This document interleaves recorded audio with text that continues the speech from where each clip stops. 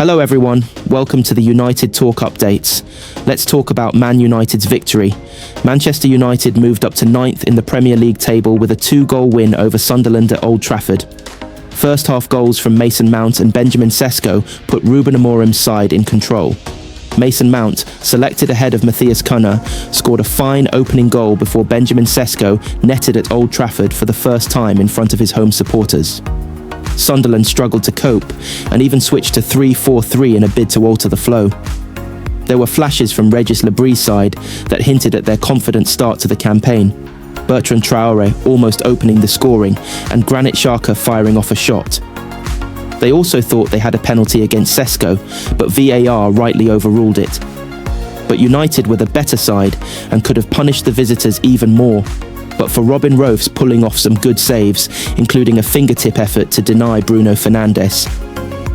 Senna Lamens, making his United debut, was less busy at the other end. The victory lifts United up to 9th in the Premier League table, still 1 point behind Sunderland in 6th.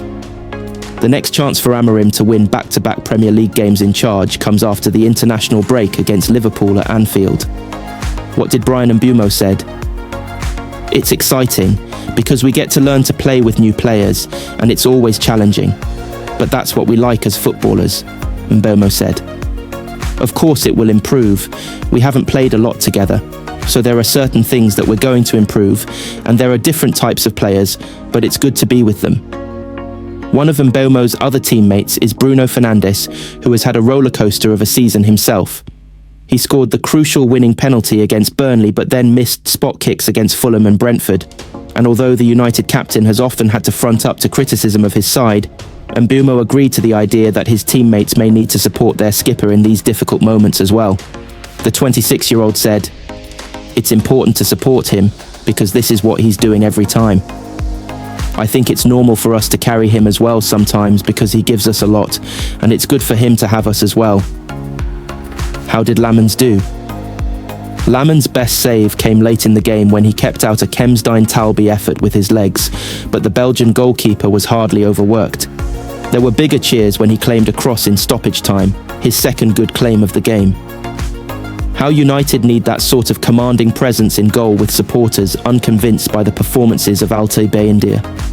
Lamens, signed from Antwerp late in the window, also looked composed when kicking with his right and left foot.